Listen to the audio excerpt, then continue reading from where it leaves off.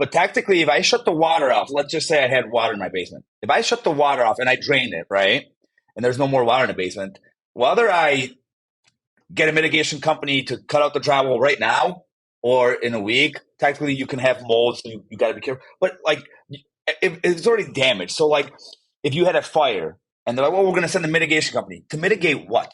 The whole house is damaged. It's got to be gutted. What are you going to mitigate, right? So you have to be careful when doing. And when you call your agent, every agent's got friends. Oh yeah, my buddy, he owns that restoration company. He'll be out there tomorrow or today, right? And everyone just signs these work authorizations. There's no pricing on it. There's no amounts. So you sign these contracts. You don't know what you're signing. All you're signing is what we charge is what the insurance pays. And if the insurance doesn't pay it, Ruben owes us for that.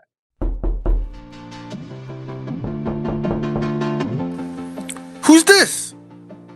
Oh, you're an entrepreneur? Oh, you're a real estate investor. Oh, you're trying to learn from those who did it. Well, come into the lab then. Put your white coat on, gloves on, notepad, and let's build, y'all. Real estate experiment. What is happening, y'all? Today, guys, I brought the white coat out because when I have a unique individual that comes into the lab, I got to bring out the lab coat because I'm going to be taking notes all day. I have a gentleman today by the name of Andy Gurczak, who is going to be the source of information that we've all been geeking out about. We've been talking about midterm rental insurance for a long time, but there is nothing like going straight to the plug. The one who's engaging on both sides. He is the founder and CEO of All City Adjusting, a licensed public adjusting firm, which is very different than what we've been talking about in the lab, because we've been talking about the relocation companies and the adjusters of the insurance companies, which is very different than what Andy does today. So without further ado, I want to welcome Andy of All City Adjusting to the lab. Andy, what is happening, brother? How are you doing today? Ruben, thank you so much for having me. It's all good. The sun's coming out, so perfect time to shoot a podcast with you. So Absolutely. And listen, I like to get this, I don't like to talk too much offline I because, wish I knew that's where about the the juice code though. I would have wore some kind of lab coat too if I knew there was is. a. Oh, don't worry. I'm hosting, brother. Don't worry.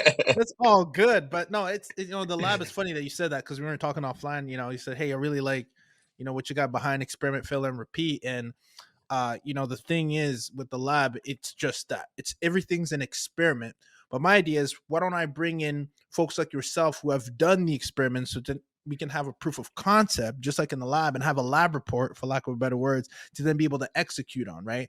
And so, having you in the lab, I told you this off the air. Like, I'm geeking out. I'm so excited because I want to hear it from the source, someone who's on the other side. And this is live experiments that we're doing in the lab. You guys know, if you weren't on, because we just got on the air, is I was talking offline with Andy about kind of what we've done on the temporary housing side, working with insurance companies and their policyholders and giving them a home, and a place to live in. But who we've been working with has been the relocation companies, because the insurance companies, they don't just do it themselves. They don't relocate the families themselves. They work with the insurance companies, and then it has to go through their adjuster, and then we get approved, all that. But you're coming from a whole different angle, and I want to at least get a little bit of background before we get into the meat and potatoes of all this, because I truly believe that a business is, I say this all the time, you're a reflection of the business, right? And your business reflects who you are. So if I were to meet you, Andy, in the airport, or, we're sitting next to each other, and ask you, hey, Andy, what do you do for a living? What do you tell people that you do? And, Yeah. and what is it that you do? Yeah, it's a lot of explaining because most people don't know our industry. Yeah. Um, it's pretty simple. I just usually lay it out that we advocate for the insured on all insurance claims, especially large loss is kind of our specialty. We represent them. We take them from start to end, and we maximize the claim in all aspects and all kind of coverages they have. And same thing with with ALE and housing. That's something we help and we handle. So. When I kind of read your background, sorry to get off topic, but when I read your background and kind of read with the housing and stuff, I was like, wow, this is this is something that we do all the time. I've been around it for over 10 years. So It's very geeky. I'm geeked out because I'm like, oh, someone that actually understands, some Yeah. part of that thing. Well, it's one of those things, Andy. Like if you know, you know, and this is, I think, people are there's midterm rentals, and in our niche is midterm rental insurance. So like when I saw you come in and that you were gonna come on the show, I was super excited. But before we even get into that, let's talk about you. And you said you've been doing this for Yeah. 10 years. How did you even get into this space? And obviously, let's get into more of what it really means, who you are helping, who is the avatar that you're helping. Yep. But how did you even get into the space? Like, what was before All City Adjusting? Who were you? What were you doing? Yeah. I was in sales. Then I was in construction for a long time. Had my own construction company. Was doing all kinds of work. Then was doing fire restoration as well, and kind of restoration work. And then I met a PA that was in the industry for a long time. He ended up taking me and mentoring me and kind of teaching me the entire industry. He was the first African American public adjuster in the state of Illinois, and he had over 40 years of experience that he taught me in about 3 years. And so kind of everything fell on. I mean, I met him on site. I called him for like 2 years. I was kind of persistent on like, hey, can you help me out? Can you teach me? And, he kind of kept blowing me off. But after 2 years, he finally was like, you know what? This guy won't stop. So then he's like, okay, come on, I'll show you. Oh my God. I love that. Gives me the goosebumps because like you talk about the instant gratification that people have, like, oh, I want it now. And like 2 years, that is the process. I literally started another business. We started a wholesaling business, and I sent out my yellow letter. I was getting calls, and that was kind of just started out. I was like, I'll give him a call one last time, and kind of if he doesn't answer or he doesn't, want to help me out, I'm just gonna, delete him and I'm done. And he actually answered. He's like, hey, let's meet up tomorrow. And from then it's history. So, okay, so let me ask you, man. So, what you've and I love this because there's a process behind. That's why I love asking that question. Construction, wholesaling, sales. Why? What opportunity did you see? Like, why did you call this gentleman? I believe it was Herb Johnson, right? Why did you call Herb for that long? Like, what did you see then that was so clear to you as to why you wanted to get into the space? I was already in construction restoration. I knew that industry. I kind of, it wasn't something I loved. I like working with my hands, don't get me wrong. But when I met Herb, or when I saw him first on a job site, because I was working for a gentleman back then when I actually saw or met Herb, then my boss explained to me what he does. He's like, yeah, he's the one that actually, got this client paid and did all this and this. I'm like, wow. He's like, can I have his number? Like, I want to call him because I want to learn what he does. And I was just so interested about it. Then I started doing more research and kind of, doing some more background. I'm like, yeah, this is kind of what I want to do. Instead of, I like the industry. I didn't like the restoration part, the construction part.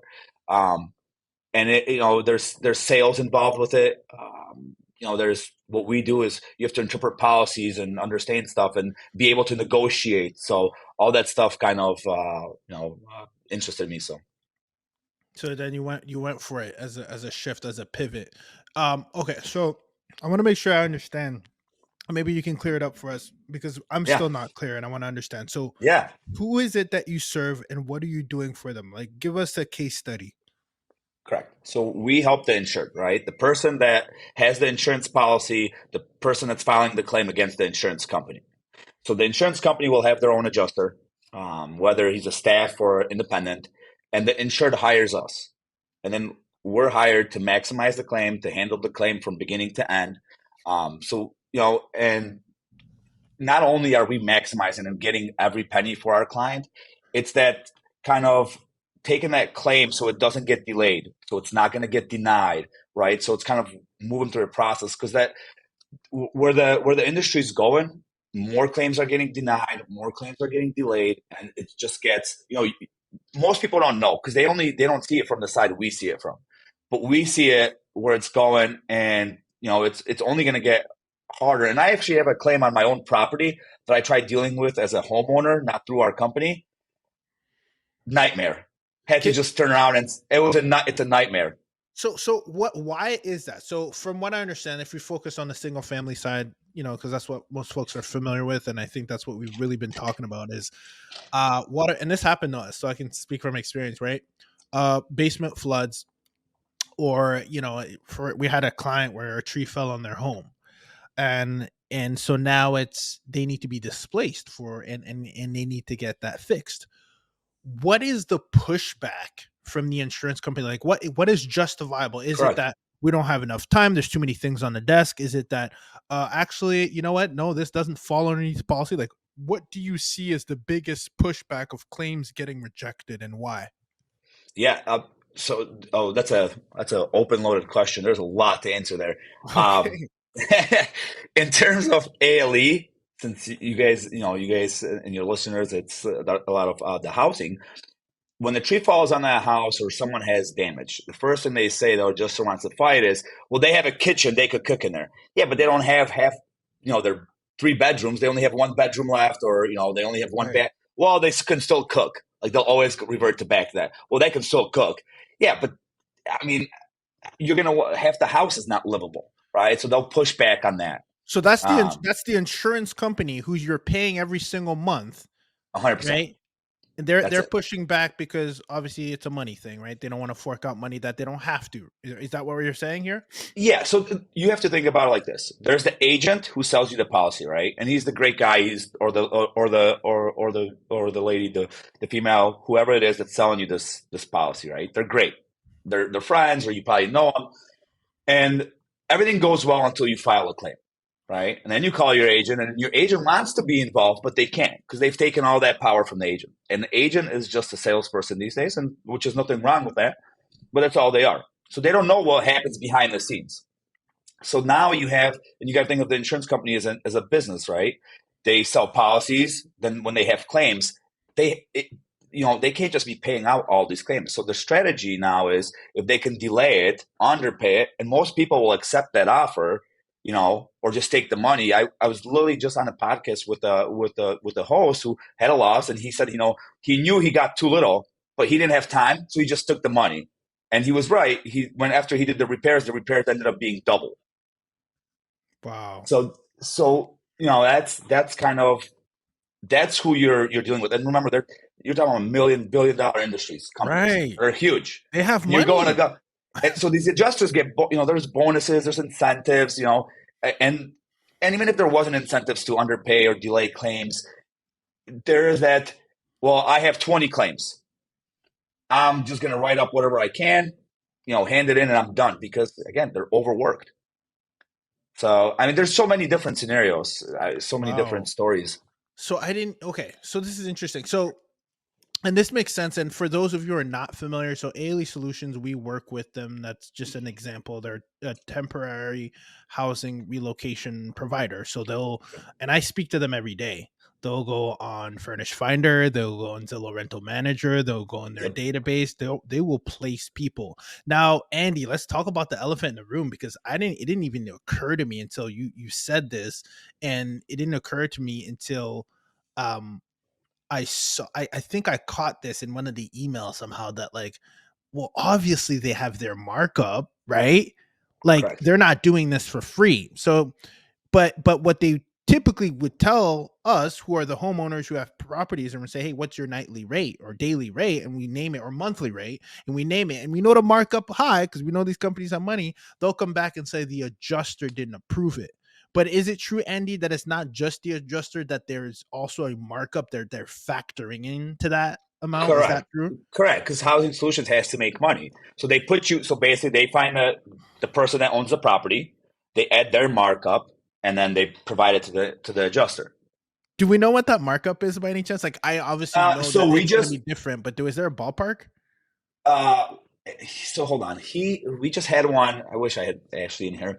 She just had a scenario where the adjuster, the client had a fire, and Ailey Solutions, I think he approved them for 27 or 2,800 or something like that. And then we called and said, hey, we found them housing and stuff. He's like, well, I'm only approving it for 25. So he told us he's approving the insured for only 2,500 a month, but he approved ALE for 27 or 2,800. So they're getting that spread of a $300 a month. That's what it on that one. That's what it looks like. Now it could be Yeah. more on others, and I'm not sure. That's their margins. They're great. Again, nothing like No, they're no, a no. great By the way, company. like, We've worked with them. yeah, yeah. Like, this is not Yeah, to. I think ALH Solutions is like when you think about it, it's easier to talk about. Like, you think soda, you think Coca Cola, you think Pepsi, but I correct. don't want They're one of the folks biggest. to. Correct. Yeah, yeah. So to the listeners, this is not to like pinpoint one company. I think it's just to give some context. When people think Correct. of relocation companies, there's a ton out there. There's tons of local ones. Yep. And we work with ALE. They're great to work with, but we're just trying to understand, or at least educate the listeners here of like how this process works and how everybody eats, right?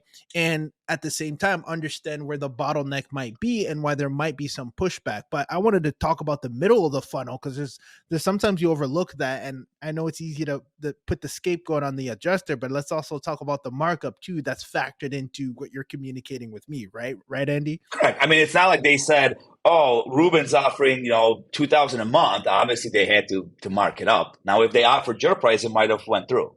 And Exactly. and again, the reason you can charge more because this is short term. This is not long term. You're not signing a lease for a month. You're putting someone in your home for 3 months, 6 months. It's short term, and you have to provide them everything. So, you're not technically you're charging more than you would maybe monthly, but the house is short term and it's already has everything that person that walks in has all the stuff that they can, go on with their lives. Yeah. It's And not an empty house. yeah, and another thing, Andy, I'm so glad you went there, because it kind of opens up the other thing. Is the way we look at this is the alternative is, and I would love for you to give insight on this, because this is how I see it, but I know you have lens on this. You've been doing this for 10 years, so we're so happy to have you here. 10 years plus. um my understanding, Andy, and you correct me if I'm wrong, is that the alternative is much more expensive, right? When you have a family of 5 with 2 dogs, you got to think about, kennel fees. You got to think about, oh, they don't have a backyard. You got to think about the hotel might not be pet friendly. Like, have you seen a discrepancy when you think about the opportunity of putting someone in a hotel suite Oh, that's versus a single huge. family home? Yeah. Yeah, I mean that's they're usually really quick about putting insured in a home because the hotel is double if not triple. Because those suites, again, you provide them a kitchenette or you provide them a suite. Those start adding up. Those are 300, 400 a day. So 400 a day times 10 days. Well, that's already $4,000. Whereas a home, even if it's for 2 months, is only going to cost 8,000 or much less. So it's huge. And I'll tell you what, when I was doing restoration, there was a couple clients where we did the housing for in terms of where we found the home. We then went and rented a center. We rented everything, furnished it, and got everything ready, and then made that whatever we decided what our amount was, and we provided that directly to the insurance company without going to ALE housing, and just provided that strictly to the adjuster. So again, you're like just nailing it with the transitions here. Is that tips like it for someone like me, let's say, or Mhm. someone like who might be listening, they have one home or maybe they have 2 homes.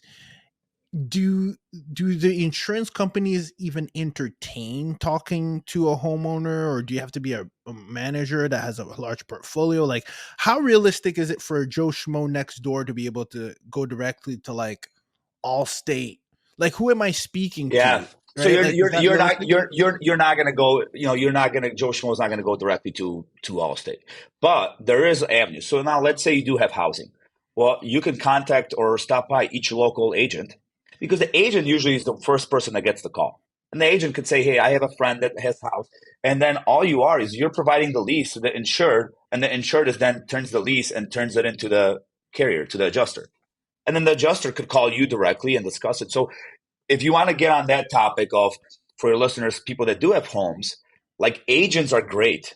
Restoration companies are great contacts because they're usually one of the first, or mitigation companies, right? The local surf pro, they're the first ones at the property. So surf pro can be, oh, you need a house? Ruben has two. Mm, Let me see if he's got any available.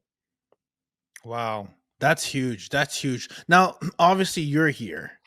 So you've kind of painted the picture. Hey, like, yeah, you're paying for this policy, but when push comes to shove and money talks, you might not be able to get, you know, what you're supposed to get. So let me ask you, is it when I look at, from what I understand, right, in our industry, we look at coverage D, right? Correct. Additional living expenses, loss of use. Am I not eligible for that? Like, what are they looking at that I might not, that gives them the power to say no? Correct. So there is no, if you have 50,000 in coverage, I mean, there is no like, nothing in the policy that states this house can't be this and you can't spend this much on a house. Nothing. Depends on the adjuster. Literally, they just make up their own, they have their own guidelines. Each adjuster is different. Some adjusters approve it with no problem. Some have something, it's their dollars, and they literally don't want, it's like, for every penny, you feel like he's pulling it out of his own pocket. But in terms of that, I just lost my train of thought on that. But yeah, it depends. There is no really guideline. What it does says though, you can't be in a better situation. So if you have a 3-bedroom, 2-bath, they're not going to approve to put you in Ruben's house that's got 10 bedrooms and that's right. So it's to maintain the same living that you had before the loss happened. Okay, got it. And so I'm going to pull out this case study and let me know what you think, because then I'm, you're more qualified to do this, and and you let me know if this is what you do. I had a homeowner, and again, I'm not a a a PA the way you are, right? But I was just trying to solve a problem. I'm not a public adjuster, but I want to hear how you would have gone about it and how you are able to help a policy owner in this case. I had a gentleman who booked on Airbnb for his family for 10 days. He let me know it's water damage. I already knew right away that that's going to be extended. And so then he wanted to extend, and I think our rate at the time was maybe like 235 a day or something like that. And then then I told him that, there's a lot of fees on Airbnb. You're welcome to book direct. We work with this all the time. Like, it's completely kosher, right? And so he then reached out. He got an extension for 30 days. Then when it came to the 30 days, right? Get this, Andy. His adjuster tells him that he's only eligible for $115 a day. And I'm like, hold on, my dude.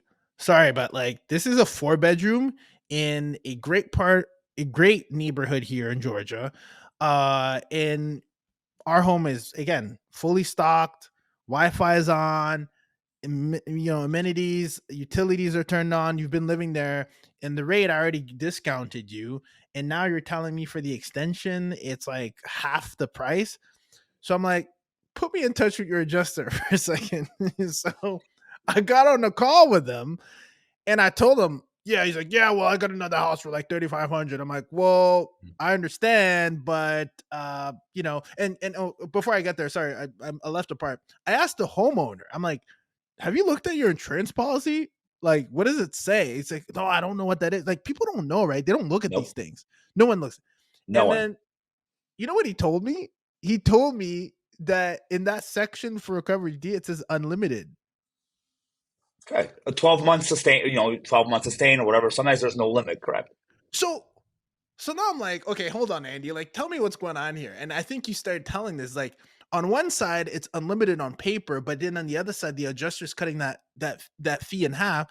And I got back to him, I'm like, listen, you're not, good luck finding another home like this.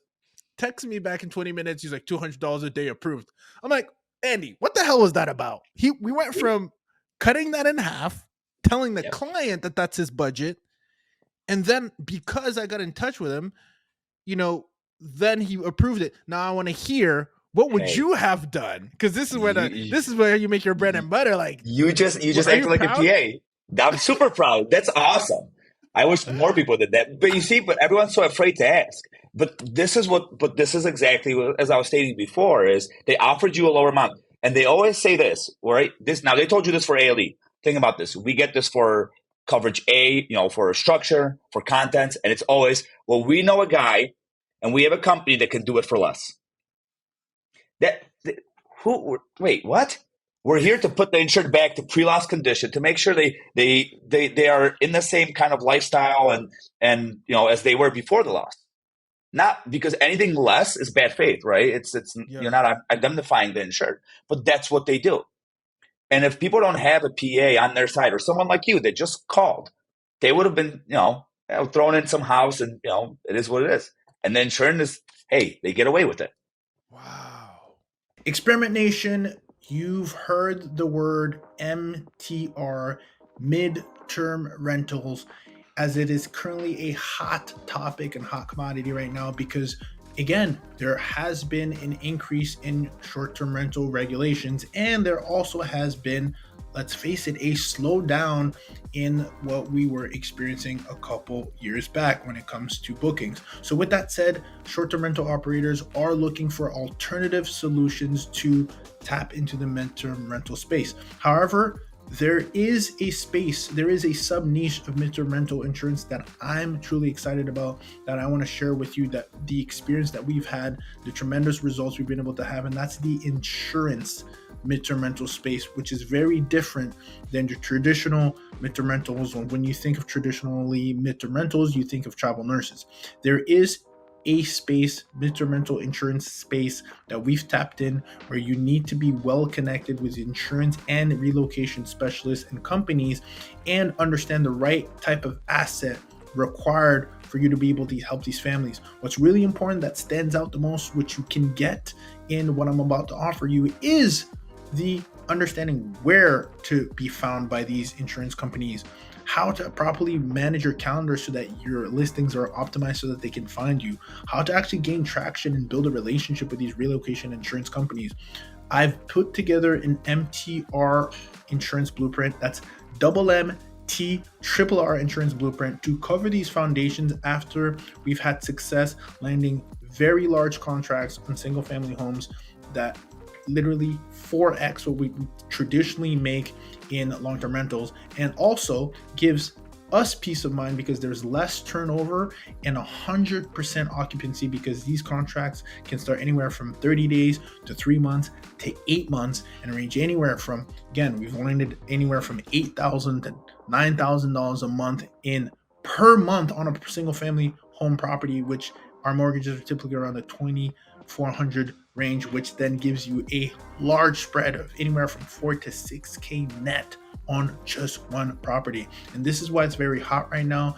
But people who haven't been in the lab with individuals like myself, like Jesse Vasquez and Dr. Rachel Gainsborough and Noble Crawford, don't have the foundations and don't know exactly where to start. And therefore, this is why I'm giving you guys a blueprint, the MTRR insurance blueprint. Go to the website, experimentrealestate.com, and get yourself a blueprint to completely change, or at least have a plan B if you're a short-term rental operator looking to maximize your occupancy and profitability. We'll see you on the other side. That is, I'm like still trying to digest that. So, Andy, I don't know that people know that you exist. If people don't know that they have their coverage D section, which you maybe look at once you sign your mortgage and then you completely forget that even exists. How do you time this? You built a whole company doing this. Like, where do you fit into the customer journey, and how do people get in touch with you? Like, how do I even know to contact you? How do you get in front of the customer? I'm so curious.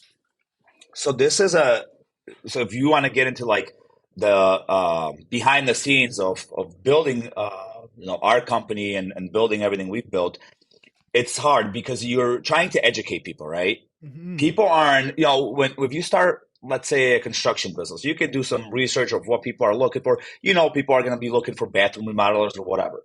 You can kind of market. With us, it's like, okay, well, what are you marketing? No one's looking for public adjuster.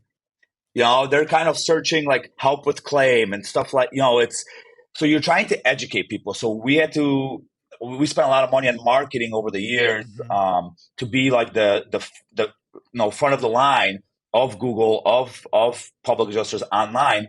So we could kind of educate, write blogs, videos. And now, we even hired one of our interns from last year to come in and kind of run the social media aspect and put out more videos and more content, because people don't know. And sometimes the worst part is when they call you and it's too late. Right. I had a claim. It was this much time. I got denied. Let me see the deal. And it's like, and you read everything and you're like, holy smokes, we would have prevented all this. But now it's got to go to an insurance. Go ahead. No, no. Okay, I'll let you finish your thought. Now it's got to go. What's the next To an escalation? attorney. Right now, it's legal. Now it has to go to legal if you want to Oh, overturn a denial from an insurance company. really? Wow. Okay, And okay. So, Andy, you're saying so many good things. So, and so I want to pinpoint a few things. So, once my claim gets denied, I can't. Um, what's the word I might be looking for? you Challenge you can it or you yeah. can overturn it. I mean, you can rebut it. You can, but to rebut a denied claim is very difficult. It's very difficult. I mean, trust me, we try. There's some we do, but really hard. I mean, that they've already done all the research. They've already have all the facts, and here's the denial.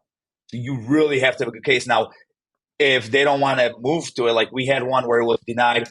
You want a case study? An insured is Yes. selling a house, right? They have their primary house.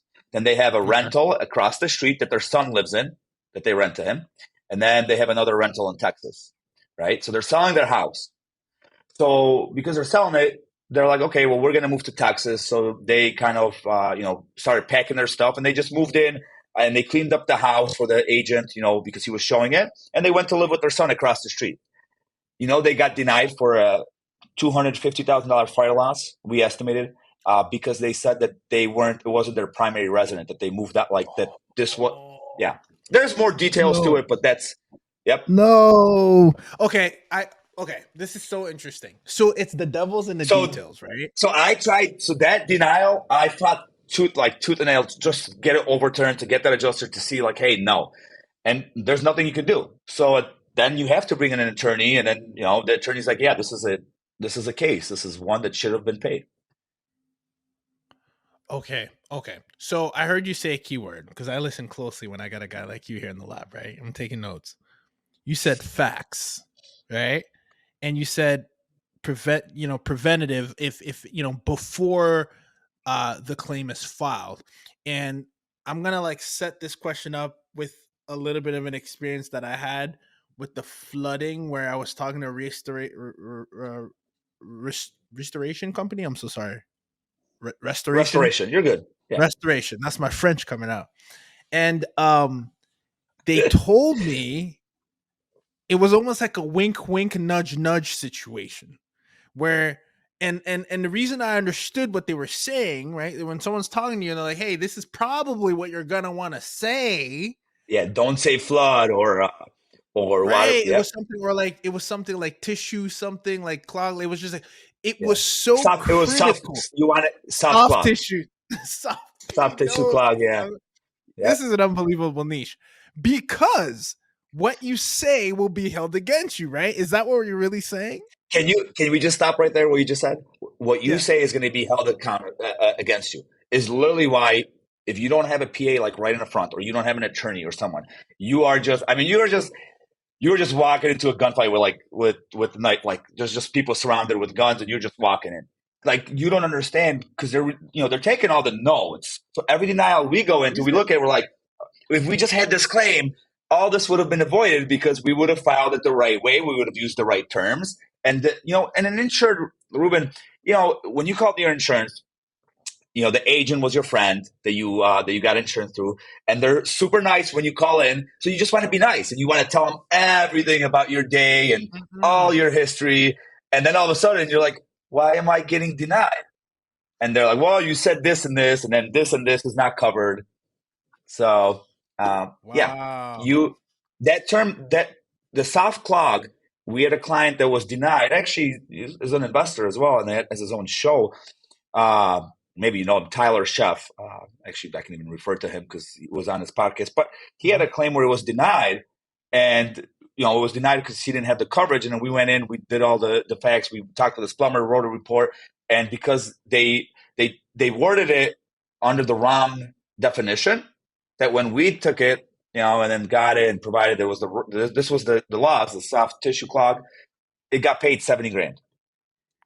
So that one was denied, and then it got paid 70. And then I went on his Okay. podcast because he's like, I gotta have you on. Wait, okay, this is so good, and I love that this is kind of a great segue. Like, it's important for people to understand your value as well, because for me, when you have a hammer, everything looks like a nail. But when you have different tools on your tool belt in your lab, right? That's the goal. You know who to call. One of my favorite books right now is Who Not How, right? And a lot of people are focusing on the how. I want to think about the who. When do I call Andy? So the next question I want to ask, you talk about the technicality, what you say can be used against you. When I get a call, and we've gotten that call, it's not a fun call. Yeah, like there's a bunch of water down here. Who do I call first? Public Right? adjuster.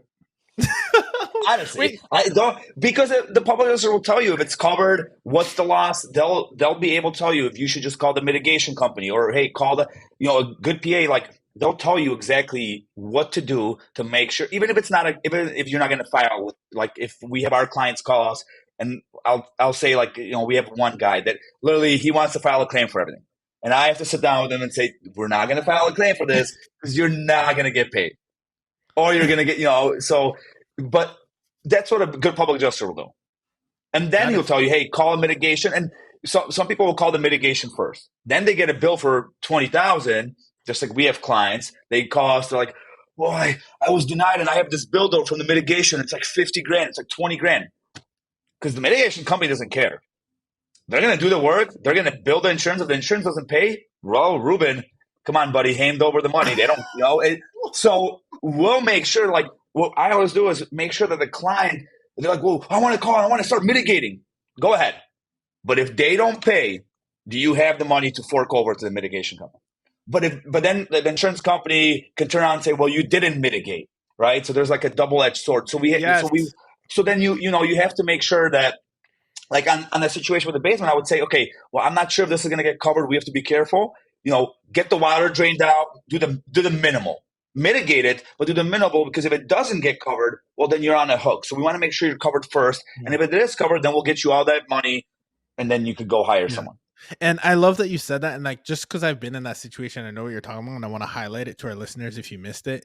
It's what Andy just said, and Andy, please correct me if I'm saying anything that's incorrect. Is when you speak to the I guess, is it called at that point it's your agent, I guess, right? And you tell them you're trying to file a claim, you're telling them, hey, I got a flood, etc. They're gonna ask you these questions about, hey, what did you solve the problem, right? And this is where you got to be very, very careful of yes, having they want to see that you took all the measures as a homeowner to prevent the issue from their point of view of costing more dollars, right? Correct. Is that right? Correct.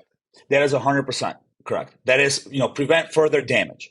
But tactically, if I shut the water off, let's just say I had water in my basement. If I shut the water off and I drain it, right, and there's no more water in the basement, whether I get a mitigation company to cut out the drywall right now or in a week, tactically you can have mold, so you got to be careful. But like, it's already damaged. So like, if you had a fire and they're like, well, we're going to send a mitigation company to mitigate what?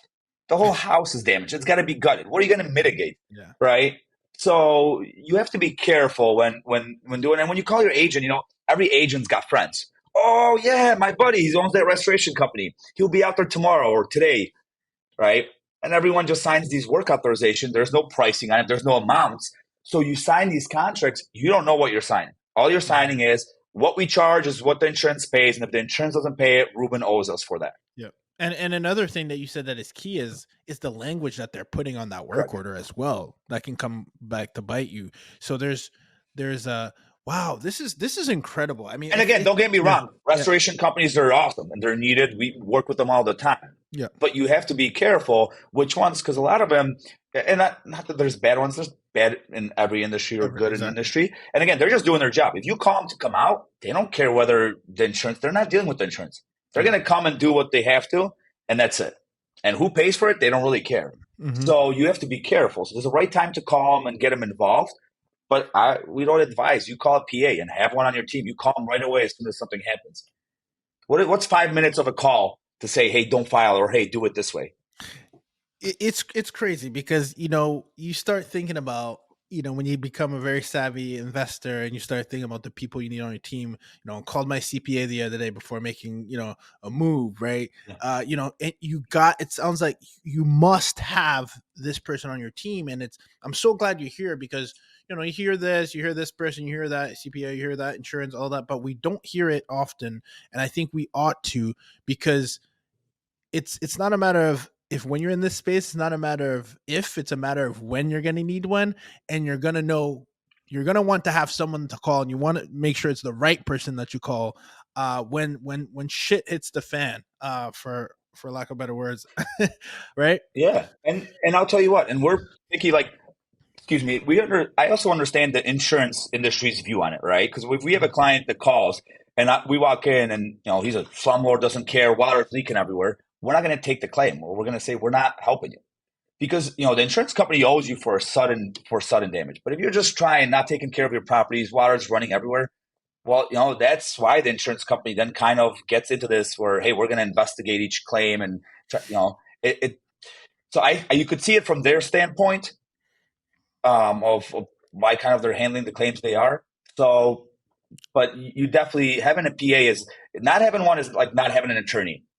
Well, it's funny Look, that you say that, because as you kept like, as you're speaking, it's like that's what I think of. It's like an attorney in your real estate kind of portfolio, and it's right, like I mean, it's it's the CPA, it's the real estate attorney. Why yeah. wouldn't you? It doesn't cost you anything.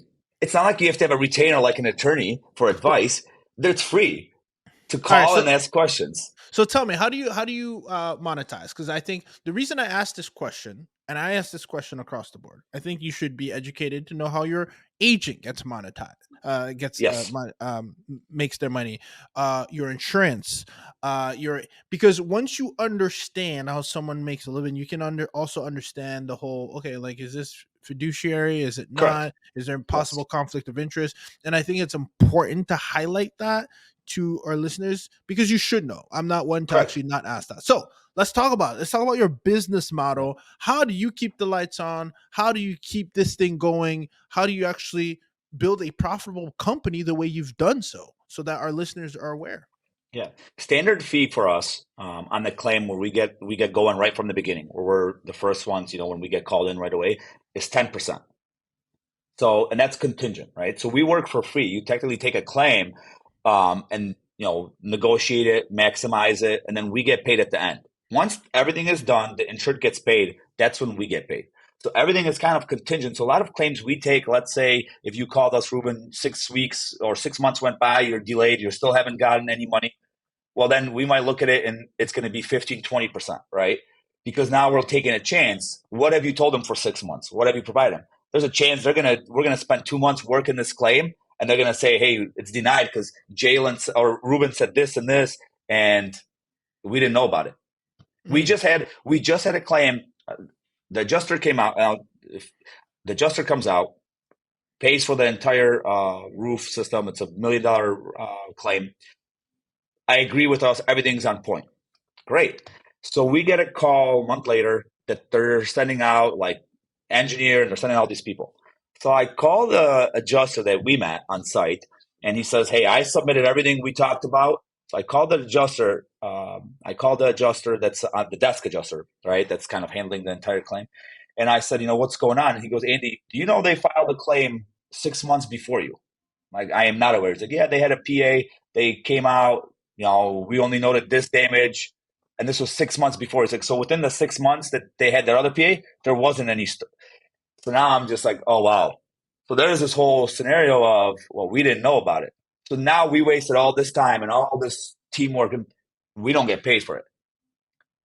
Right. So we don't charge on that because it's all contingent. And we didn't do. So now that falls back on us. We didn't do our due diligence on asking the Oh. right question and getting the right story from the client. So in other words, you're saying that for that work, you're saying the other PA was going to get paid Well, because you guys he didn't wouldn't, because that other PA, whatever he did, he didn't get the claim paid. He basically got it. He got paid for like he didn't.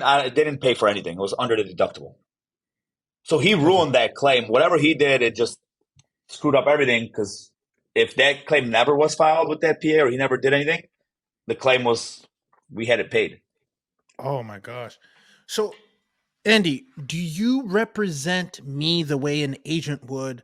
When I say agent, I think of buyer agent, like talking to the other selling agent, or do you guide me on what to say? Do you help me write things? Like, how do you operate? We started talking about the compensation. That's Yeah. very helpful. What is it that you're doing for me, and how does that lay out? That's a great question. No, we handle so when we get hired, we take over the claim process, right? We send in our letter of rep to the insurance letter of representation to the insurance company, and then we're the only ones discussing everything. So Wow. So when you the become the so homeowner. You we are the become homeowner. in We correct. We are representative. basically representative like an attorney would be, right? Where hey, Wow. we're taking the claim. They're only discussing everything with us. So when they call the insured, we always tell our insured, they call you. You have a PA. They do not discuss anything with them. Do not say a word. You tell them there's a PA, and they shouldn't even be discussing anything with you, Wow. right? So we avoid that. Trying so then they'll call us and say, hey, do you know this about the insured, or do you know this? I'm like, no, I don't know, but let me ask. Let me talk to the insured and I'll get you the answer, right? Yeah. And you have time to think and talk with the insured. So the insured just doesn't jump off and give them the wrong answer, the answer Yeah. they want. Now, was there some kind of legal something in place that when you represent them that says that they're not allowed to reach out to the homeowner? Like that would be like, is there like some kind of code or No, breaching? so they, in some states they say, well, this is funny because we work 31 states, and in some states it's more strict, in some states it's not. Sometimes it depends on the adjuster. Like, we'll have one in Illinois, right? For example, two claims, two fire claims, and one adjuster says the insured tries to call the adjuster. I can't talk to you. You have a PA, right?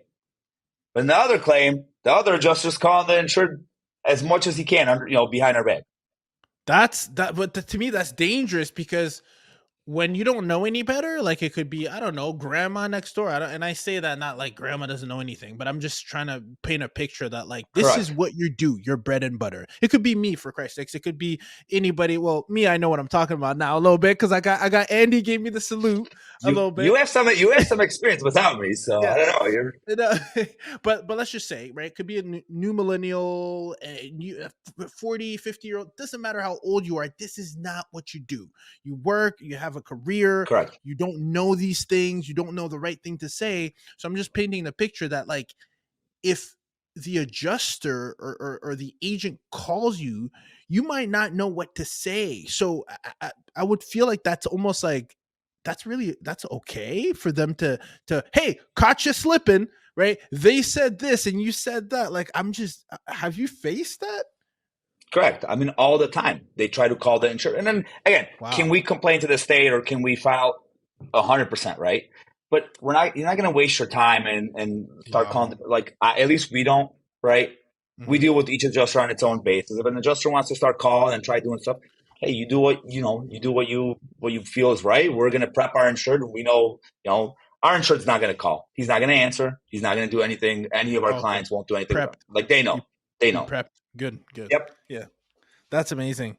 Oh my gosh, this is a good. So you showed us how to monetize. You told us the kind of like what's going on behind the scenes with the industry, and you told us also of how important it is to have a PA. And again, it's not that you told us; I could see it for myself, right? It's not Yeah. like you're And coming I'm on here not as talking like about myself. exactly. Any good PA, like just whatever a good PA Yeah. in your area, like find one, interview him, and get one on your team. No, I 100%. I'm so glad that I have you on here now, being able to talk about it. We just to put a bow on this as we're listening, right? And we're not asking anyone to be a PA, right? You literally you build a foundation, an entire career, an entire business around this. So there's tons that we can't capture on just one podcast. But if there's one thing or a couple that stand out to you that the average homeowner overlooks, or typically what's a head shaker where you put a palm to your face like, oh my gosh, not this again. I think I heard you talk about timing. Is there anything that jumps out to you, Andy, they're like, gosh, please stop doing this if you're doing it, like change the way Yeah. you're thinking about things, change the way you're saying things? Is there one thing that comes to mind? Yes. Yeah, like all the time. It's like stop talking and stop telling the insurance everything, like your whole life history. Just stop talking so much and start. just listening more and being more careful, you know, and I mean more cautious, right? Have like that little antenna, like, like, what are they asking me? Why are they asking me this? And be careful what you tell them, because again, we get all the claims that get called in that have been denied, have been are delayed for 6 months, and it's all because the wrong stuff was said. And again, we're not advocating do not lie, don't false. That's illegal. But stop saying too much and using the wrong words, because a lot of people will call a claim and say, I had a flood. I had a flood. Well, you have a person taking that call for the insurance company who is, 20 years old, just got hired. He doesn't know any better. He's going to say flood. Oh, that's not covered. Sorry, sir. We're not going to cover it, right? Because you used the wrong word. But maybe you had a soft clog. Wow. So, Andy, and people man. don't, and that's it, Ruben, you said it right. People don't, if you're not in this industry, you don't know. It's a hard industry. There's a lot of moving parts to it. We'll never have the same claim. It's always something different. So if you've never been, after 10 years of just running All City, and then before that, I was learning and under Herb's mentorship, after all these years, it's like there's still never anything constant. It just seems like there's always stuff changing, whether it's policy language and adjusters, what they're saying and their guidelines. So for someone that's never done this and is going to say, I'm going to handle it on my own, good luck. That's all I could say. Yeah. Andy, this is so good. I can't even tell you how good this information is. I gotta ask you. This is a question that I get all the time. Right? I'm thinking we're gonna do part 2, right? Oh, we gotta do. Actually, I have a pitch for you at the end, because I want you. I want more people to know who you are, and any way we can make it work, brother, off the air. I'm so excited for this. I've had a ball already just talking about with you, and I love the energy. I gotta ask you, a lot of people who are, trying to tap into the midterm rental insurance space, we talked about the relocation specialist, we talk about like working with a PA. The number one question that comes up is like, where do these insurance claims happen the most, right? Because I'm like, I want to get a piece of this action, right? I don't think there's a way for you to put this. I don't think we have that kind of data, but I have the man here himself. I would love to hear, if I ask you that, what your answer is to that question. Yeah, super easy. I'll give your listeners the $1 million answer. Obviously, relocation services is if someone has enough damage, right? A water claim and small, you're not going to find a statistic where the most, I mean, they have statistics, how many fires happen, but not in a location. Super easy though. There's, and I'll give your listeners a tip. There's a website called IPN. It's Incident Page Network. I think it's IPN.com. If you want, I can look it up on my phone. But we use the company. We've been with them for years. And basically what they do is they'll send you messages in your area of fires. So what do? Well, you get a text message every day of all the fires that happen in the area. Send them a postcard and say, we have a house ready to go. I'm just giving you a tip. If I was in the industry, what I would be doing. Hold on. I got to get this. Send a nice postcard that says, we have a house ready for you. What is the domain? Because I'm pulling it up here and it's not popping up. So we gotta give the listeners. Do you mind if I? Oh no, absolutely, absolutely. Please, guys, this is real time. I don't think I've ever had my phone on the. You're in the lab today, brother. This is anything goes over here. This is amazing. And while you're pulling that up, on. I will tell you. IPN. Okay, it's if you type in IPN on Google, but it's incidentpage.net. Try pulling that up. It's going to look like this. Net. And this is just for fires? Yes, sir. And water and water pipe burst and like major losses, usually where a fire department has to be called in. This is crazy. This is like this website was like built in the 60s. What is this? Oh yeah. Yeah. Yeah. This how you know you're in the right place. This is when it's like, oh yeah. So you have to understand, when I started in this industry, we were doing, Herb was teaching me large loss, right? Like fires and working large claims. Well, how do you find out about fires? Well, you don't. We used to listen to a scanner, and we went after the fire, talked to the insurance, because again, people don't know about public adjusters and getting help. They just think that whoever's on site is going to help them or the agent. So then we would go around and talk to people, soliciting. Like we had to. There's no way to. That's how you have to earn business, and you have to get in front of people and educate them. And so that's how I found out about the website, and And so now instead of listening to a scanner, they send you a text message. Let's say you're in, Indiana or you're in Atlanta, all the fires that happen in Atlanta, right? Let's just say there's 5 fires a day. What if one's a couple blocks away? You just drive by and talk to those. So you're not, what are you doing? You're just giving them a postcard or a business card of your services. That's incredible. That was a huge key taker for me. And the other one too that you mentioned is going direct. I know we had Mark Simpson here in the lab with us talking about, if great leverage these other platforms, but for us, relationships building is key. And I want to echo that again because a lot of people ask, well, how do you guarantee you're gonna?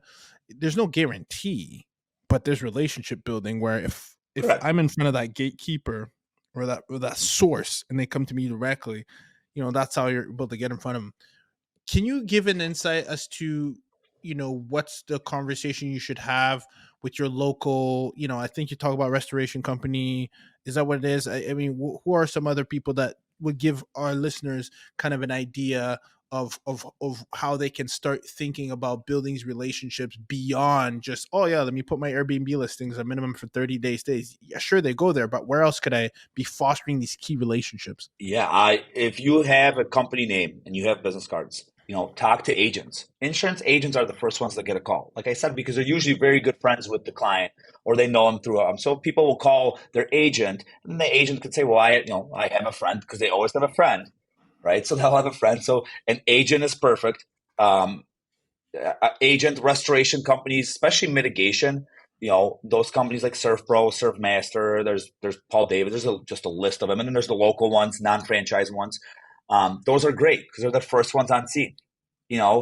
Firemen, board up companies. I mean, there's a list. I mean, we could go down a list. There's so many. If you really wanted to build a name for yourself in this space, this is how you start. Love that. Love that. Now, I want to bring this full circle, right? Put it, I always like to say this. It's the cost of not knowing something that is just, is what will cost you. You give a really good case study about the 70K. What is the without putting any names out there, like, Yeah. give us the numbers, man. Show us the money. Like, how critical. I'm going to finish with this. And how big of an impact can it? And I want to give you a plug, rightfully so, because you came in here and you give experimentation all the game. How big of a game changer can it be working with a public account, a public adjuster like yourself? Like, how much money, Yeah. how much savings? Maybe give a few case studies that you've seen that can just so you can really plant that seed and change the paradigm shift about, oh yeah, well, Yeah. no, well, when it happens, no, you need to get one on your team. What is that for us so you can put a bow on Well, this? here, I'll tell you one we just finished, and Carter's going to be making a video on this. We just finished this claim a month ago. We just had lunch with the insured. I shouldn't give his name. He's a pastor. He owns churches, and he's just a great guy in the neighborhood in Gary, Indiana, places in California. And had a fire. It was a church fire. They bought the building, but they didn't. They were remodeling it. They were going to start. They were starting doing some work because they were turning the building into a church and a school. Had a fire. The insurance came out. The adjuster offered, I want to say, I think around 700,000, maybe a little bit less, right around there. He called us because he called a contractor to come and give an estimate, and the contractor told him, "Hey, I have a PA." So then he talked to that PA. He didn't trust him. It was some guy that was for some reason. But anyways, so he found us online, called us, and when I talked to him, he told me this after the fact, that he actually thought the offer that the insurance gave him was fair. Like he was happy because that's what they paid for the building. But because he heard about the PA stuff, he's like, I'll call and get a thing. So when we came on site, I'm like, man, there is major damage here. I thought the loss would be around 1.5 million that it should have been. We actually settled it for 2.9. So just take that back. And we just finished this one. 700,000, 2.9 million. I mean, we could have charged 50%, right? the insured would still be better off. I mean, 80, 90% if we charge. If we took 90% of the money, the insured would have been better off. Wow. I have no words. So, and we're making a video. We're hoping to even have a video with our insured, so we can put it online. But again, that's just one. I mean, we could go down the list, right? I'll be Wow. here all day, but that's kind of the service we provide. Man. So when people call us, and there's sometimes we get a lot of, you get calls. This is any industry, right? When you call an attorney and he says his fee, and you're like, oh, that's such an expensive fee. Oh, that agent charges more than every other agent. Well, maybe that agent's really freaking good. And maybe that agent just gets you so much more that he'll cover his fee plus get you more.